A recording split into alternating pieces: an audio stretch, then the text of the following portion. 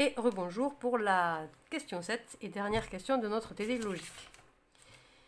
Oui, on peut utiliser ce TD pour faire son plan de disserte de philo. C'est légal, votre prof de philo est au courant. En tout cas, les professeurs de philo que nous avions l'année dernière, je leur ai donné mon TD logique, je leur ai dit je fais ça. Et voilà. Les maths et la philo ont été inventés par les mêmes personnes, donc c'est parfaitement légal d'utiliser l'un pour faire l'autre. Premier sujet.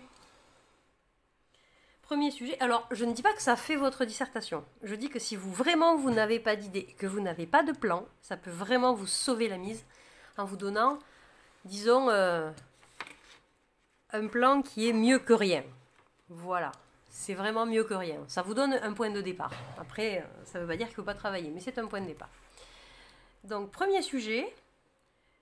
Pardon, il y a une faute de frappe. Une œuvre d'art a toujours un sens. Bien sûr, c'est un sens.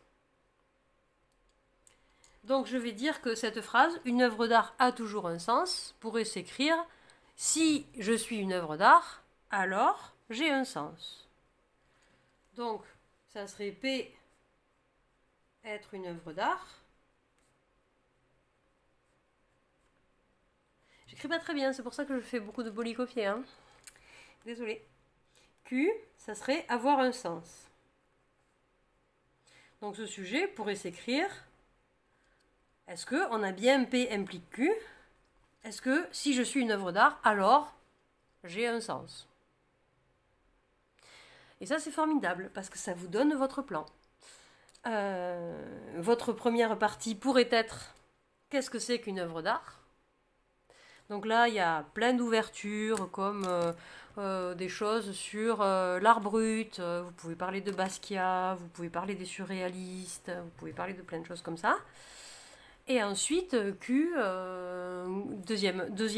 donc première partie, qu'est-ce que c'est qu'une œuvre d'art? Deuxième partie, qu'est-ce que c'est que le sens? Qu'est-ce que ça veut dire avoir du sens? Donc ça pourrait être avoir un sens pour la personne qui reçoit l'œuvre d'art, pour le spectateur, ou avoir un sens pour l'artiste. Est-ce que c'est le même? Est-ce que c'est pas le même? Est-ce que le sens, ça veut forcément dire un message? Est-ce que ça peut juste être une impression, un ressenti? Enfin, il y a plein de choses à dire.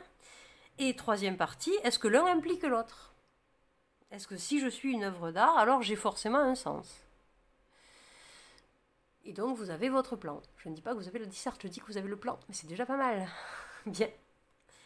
Question 2. Maintenant qu'on a fait la 1, vous pouvez faire pause et chercher tout seul la 2. Hop. Réponse dans 3, 2, 1, top. Le sujet, il suffit d'avoir le choix pour être libre. Peut s'écrire, si j'ai le choix, alors je suis libre.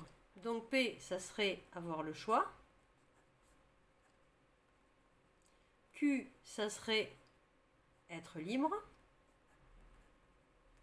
Et est-ce qu'on a P implique Q?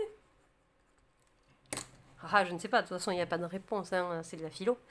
Donc, votre partie 1, ça serait, qu'est-ce que c'est que le choix? Qu'est-ce que ça veut dire avoir le choix? Donc, vous pouvez faire un joli paragraphe sur le libre arbitre, que vous allez étudier probablement cette année. Qu'est-ce que c'est qu'avoir le choix? Partie 2, qu'est-ce que c'est qu'être libre? Donc, une jolie partie sur la liberté, avec différentes définitions de la liberté. Est-ce qu'on est vraiment libre ou pas, tout ça? Et troisième partie, est-ce que si j'ai le choix, alors je suis libre? Est-ce que c'est une implication?